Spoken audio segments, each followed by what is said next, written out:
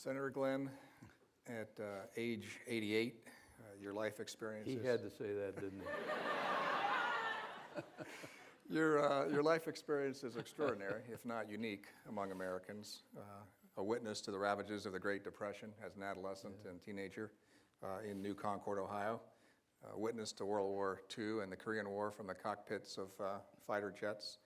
Pilot of the first transcontinental flight at supersonic speed across the U.S. Both one of the first in space and the oldest in space, 36 years apart. And in your less cosmic moments, a U.S. Senator for about a quarter century. You may be the closest thing the U.S. has produced to Yoda.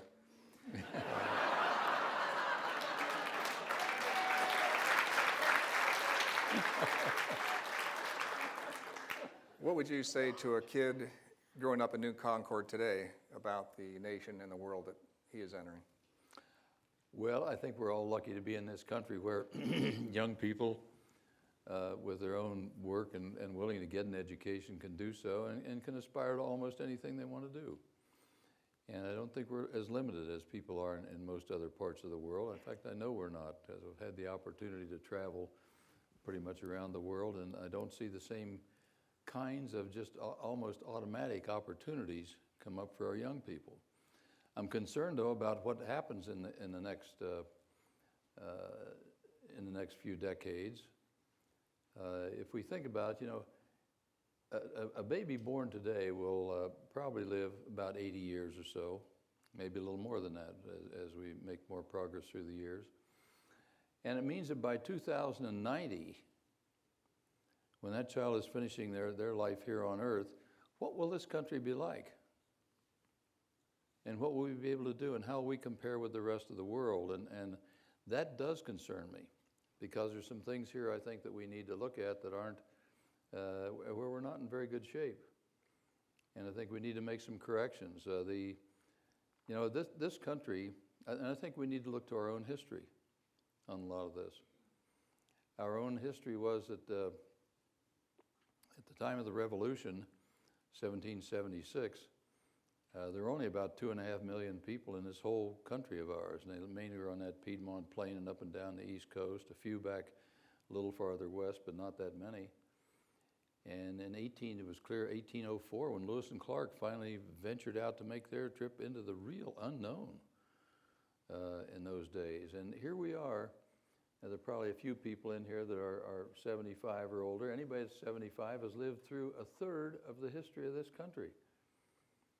And how on earth did we move from being just a few people scattered along the coast to preeminence in the world by about 1900, only about 120 years? That this country went from nothing compared to other major nations in the world up to the potential that we were looked at as a world's leader in about 125 years. No country ever had that kind of an advance before. My view is it came about from two very basic reasons, some of which we talk about quite a lot, but maybe not enough.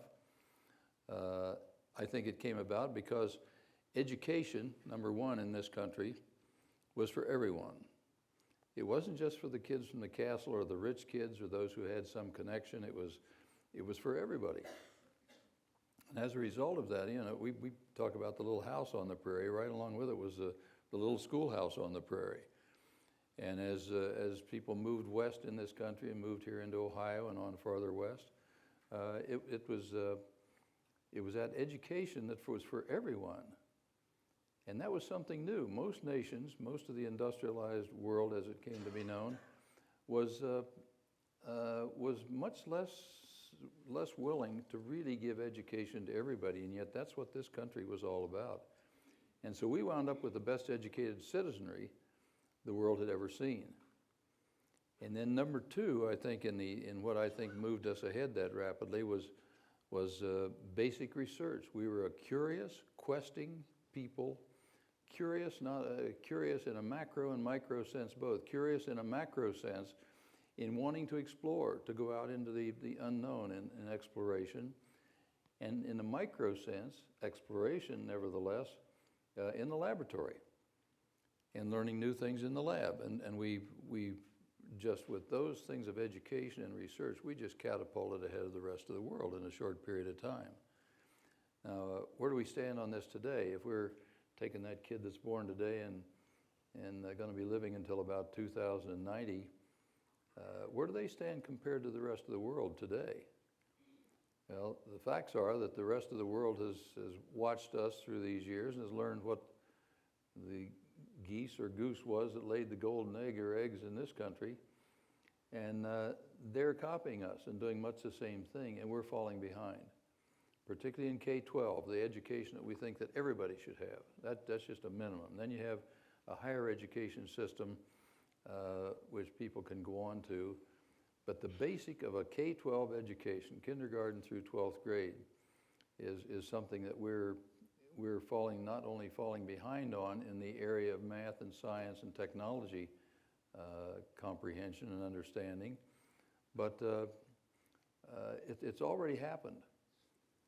Dick Riley, who was Secretary of Education back a decade ago, was very impressed with a study that he received as when he was secretary, the TIMS study, Third International Math and Science Study. And it was a study done in 41 nations over a 3-year period of time. And it showed that our kids through about the 4th grade, as far as their comprehension of math and arithmetic and science and those things, our kids were about in the top 2 or 3 nations in the world. By the time our kids get out of high school, they're 2 or 3 from the bottom. Now, those are by measurements not only of that particular study, but the NAEP studies that we do in our own country also as to what's happened in this area. And Dick Riley was very, very concerned about this and asked if I would be part of a commission. I chaired the commission to look into this, and we worked for about a year and had 25 people, good people, industrialists and academicians and union, labor. We had everybody across the board who was represented. And what we found in it, he asked us particularly to look at teaching and how we were going to work our way out of this. And what we found with that study was that our teachers, 25% of the teachers teaching math in high school, and I would like to add right now, that has not been corrected in the intervening years. It may be even worse. So the figures I'm giving here are still valid figures, or pretty close to them anyway. And we found that 25% of the math teachers teaching in high school these days were teaching out of field. They never had any training in teaching math. And the science teachers were 20% of them were in the same boat, teaching out of field. And in both categories, and this was even more disturbing to me, in both categories, 30% of the teachers in math and science in high school leave the profession within 3 years, and 50% are gone within 5 years. In other words, it's a big boiling replacement mess, and it's no wonder that our kids are not really shaping up on a par with the rest of the world when that's the situation that they're into in school. This is something that's so vital, I think, because in the research area, what we need this educated citizenry if we're going to keep up with the rest of the world, because other nations, India and China, both in particular, as well as some of the nations of our heritage in Europe, are outdoing us so much and beginning to outcompete the United States. And maybe from this recovery, we won't even have enough jobs left of the good jobs for our people that have been traditionally American. And so it's something that I think we really have to get involved with. And we had this report, we had a report that was titled Before It's Too Late. And it outlined a number of things that we felt, this commission felt, should be done if we were to be competitive into the future with the rest of the world. And we're not keeping up. Now, we're still ahead in higher education, like the Ohio State University here and other colleges and universities. But China, for instance, and even in the higher education area, they're about 4 years into a program to build 100 new universities. 100, and they'll do it. They'll put the resources behind it. And a lot of the kids their kids in school in this country now will wind up, many of them, as the professors back there, many on the campus right here at Ohio State. And the Chinese ambassador once told me that after we'd come back from a trip to China, that in the average year, now this is about 10 years ago, in the average year they have about 50,000 of their students over here and studying in the United States. And so that's what we're up against now. And I don't think that, what will this be like, and if we don't correct this, what will it be like in the year 2090 that I mentioned to begin with? That's a very, very good question, but it doesn't look good for us unless we correct this. And how do you correct it? We have a different, we say it's a K-12 educational system. There's no system to it. And I'm not just stating that, there isn't. What we call a system for the whole nation is just over 14,000 independent school boards, each one doing their own thing and getting a little bit of guidance maybe from the state, and very little help from the federal government. People think the federal government runs education. They don't at all. There's only about 7% of the money in elementary or in K-12 education comes from the federal government. And that usually, I think most of that goes into things like busing and the school lunch programs and things like that. So while our competitors around the world they have nationwide education systems. But if I had gotten up in the United States Senate when I was there and suggested that we go to a national education system, wow, I'd have been run down the east steps of the Capitol before I finished my speech, as you know. Senator, you will forever be known as a pioneer in the U.S. space program, but that space program isn't nearly as ambitious as it once was. No, how concerned should we be about that? I'm concerned about it because I think, once again, it fits into some of this area of research that I'm very, very concerned about. We spent, and I was part of this when I was in the Senate, we wanted to build so we could do long-term research in space. Build a space station that could stay up more than the 2 weeks that is the maximum that the shuttle can stay up. And so we built the space station, and we just now, after these 18 years and with a couple of delays because of accidents and things, we finally have it now to a point where it can have a full crew, 6 people, instead of just the 2 that have been aboard most of the time. So we're just at the point now where we're able to do that, the kind of research that we thought we were going to be able to do all the way through. The last flight I was on, we had 83 research projects on the shuttle that I was on, and Columbia, before it burned up, had its problems. They had 90 research projects, so there are lots of projects we'd like to do. But now here we have the International Space Station, 15 other nations cooperating with us. We have spent to date on that right at $100 billion over about an 18-year period. $100 billion. And when the decision was made by the president in 2004 to take NASA in a different direction, made a speech over NASA and just directed that NASA go a different direction than the research, and did. And so the objective that he put forward was go to the moon and on to Mars.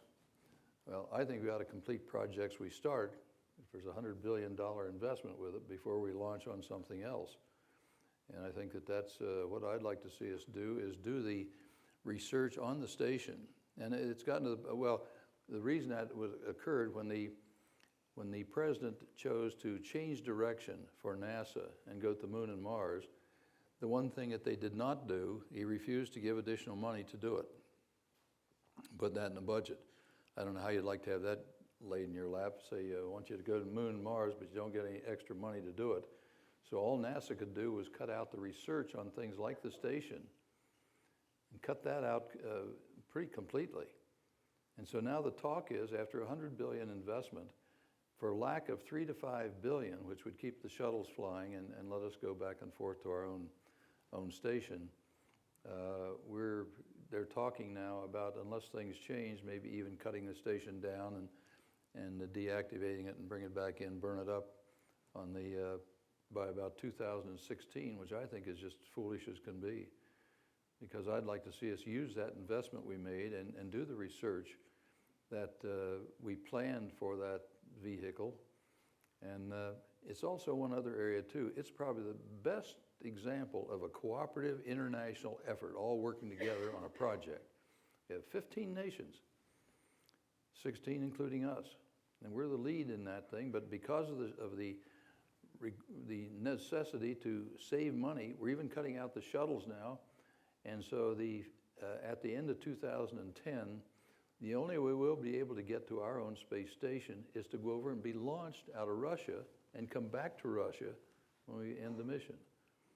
And so that's my problems with NASA at the moment. Yeah, you've remarked, Senator, about our need to build a first-class education system to be world competitive, a reinvestment in basic research, given us a robust NASA. Yeah. Again, when you were in the Senate, we were anxiety-ridden over multi-billion-dollar deficits. Yeah. We're now facing a $1.5 trillion deficit or Yeah. so on an annual basis. In an era of trillion-dollar budget deficits, is the U.S. financially capable of making the investments that you mentioned? Yeah, good question. The type of investments we're talking about are very tiny compared to these trillion-dollar investments that we're having to make to try and restore the economy and get that going, the stimulus program and all of that. So I don't see that the question to me is not, can we afford it? My question is, for the amounts that we're talking about, can we afford not to? If we see other nations getting ahead of us in the area of science and technology, and they'll be the ones then, as we have been throughout our history, we have been the ones that discovered the new things first, made the breakthroughs in science, and with an educated citizenry, we had the people to put this into play. We built whole new businesses and industries, and that's what created the jobs for this country. Those are the long-term jobs, and the good jobs are as we develop new businesses and new enterprises that come out of this kind of research. And so if we're going to be competitive in the world, and we see places like China and India, and to some extent some spots in Europe moving ahead of us, I don't think we can afford not to do these things. And I think that the stimulus package, I think, is supposed to stimulate the economy enough that we get back as we did when I was my early teen years in the Great Depression, when that stimulus package did work. And it can be a model for what we're doing now, and we hope it works. But I don't think we can afford to just sit back and let other nations go ahead of us in these areas. Tackling issues of this size requires a political system that works. For the most part, your political era was marked by a civility that seems to be lacking today. Your own personal reputation was of being a gentleman to a fault, being civil, working across the aisle in a bipartisan manner. Today, the parties are more polarized than ever. The politics of personal destruction reigns. How concerned are you about our ability to forge bipartisan solutions to these pressing national problems? Very concerned about that one too, because I think you have to work together. We have different general views as expressed by our political parties, but they have to work together. And there has to be give and take if we're going to get anywhere. Education is a good one. That's one that we need more right now. It's sort of on the back burner temporarily while we're concerned about some other things. But it's a civility, the lack of civility that we find all too apparent these days. You have to go back and sort of analyze it, and I don't know that I have any real analysis of it that would maybe to go ahead and say how we correct this, but we really do have to correct it. I think a lot of it has come because of the expensive campaigning. That's part of it.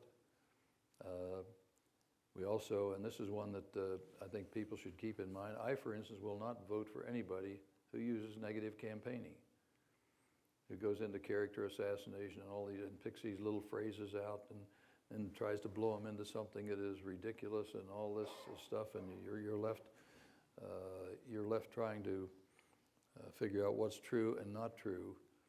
And I think if the people of this country just stop voting for anybody that deals in negative campaigning, that might cure some of it. A lot of none of the above. That's a big one. A lot of none of the above. Yeah.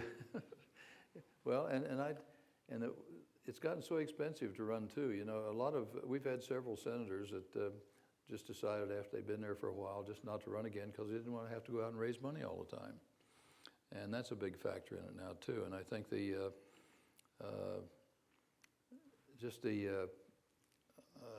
we're always going to have a pull and a tug back and forth, and there will always be a plenty of ideas in competition.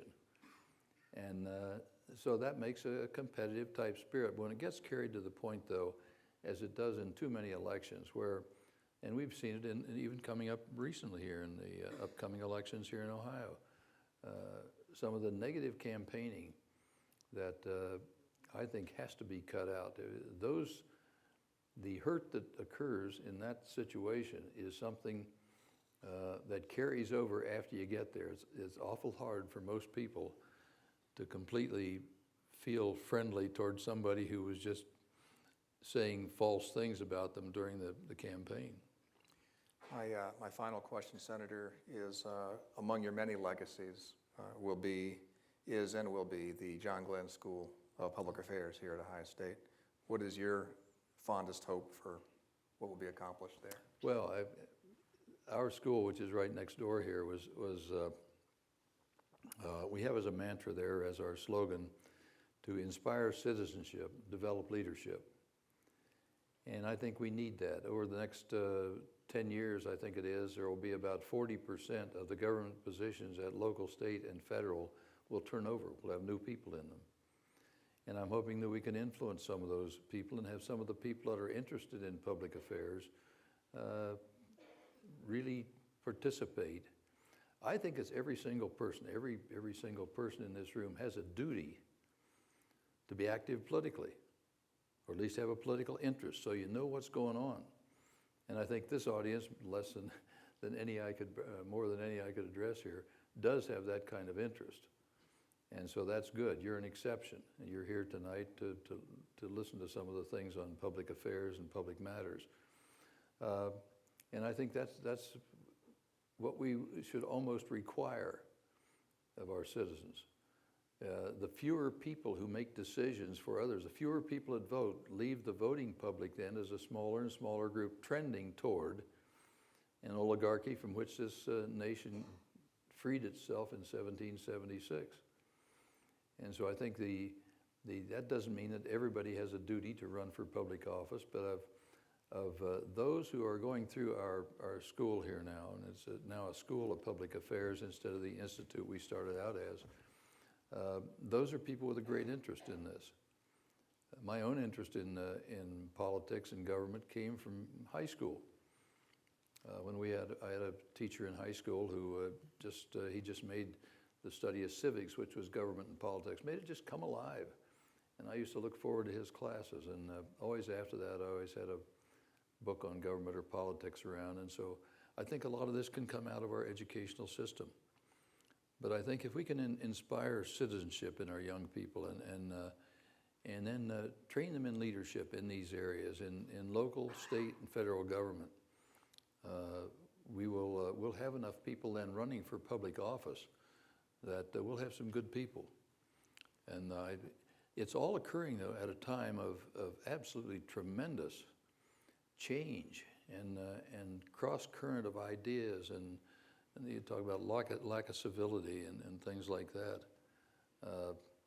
But things will get better. We've had tough times in this country before. We went through all sorts of things way back in getting this country settled and explored to the West Coast, and all the other things that we've done, and in the middle of it, a Civil War and the Great Depression and World War I and II, and all the problems we've had, but we've come back from those, and will again, if the people of this country take their interest in keep their interest up in what's going on. Just to illustrate that, I've always been a great admirer of Ralph Waldo Emerson. And I always liked his writing, and he had some very, very tough times when he was a young man. He had his family had a brother that was in a mental institution, another one died of something else. I think his father either left or died. He himself was sick part of the time. Yet he was always an optimist about what was going to happen. And in those days in which he lived, it wasn't too long after the revolution. And there were people who thought perhaps we had gone a little too far maybe with this idea of complete freedom that this country stood for, and that maybe we needed to go back to a bit of authoritarian, a little bit of a more authoritarian government than just the freedoms that we talked about in those days. And he wrote in one of his essays something I think we need to, maybe speaks better to us today than it did back in his day. And he wrote as follows: "If there is any period one would desire to be born in, is it not the age of revolution, when the old and the new stand side by side and admit of being compared, when the energies of all men are searched by fear," think of that today, fear, "and by hope, when the historic glories of the old can be compensated by the rich possibilities of the new era. This time, like all times, is a very good one, if we but know what to do with it." And I think that speaks to us well today. We've always known what to do with it. We've had an educated people. We've done research. We've done those things that made us, in a tiny little time frame in history, come to the peak nation in the world, greatest economy, and so on. If we ever get behind in those areas, then it'll be a very difficult time for us, but we needn't let that happen. So I think Emerson speaks well to us today. Senator, it's always a privilege to be in your company. Thank you very much. Thank you, Mike. Thank you. Thank you. Thank you.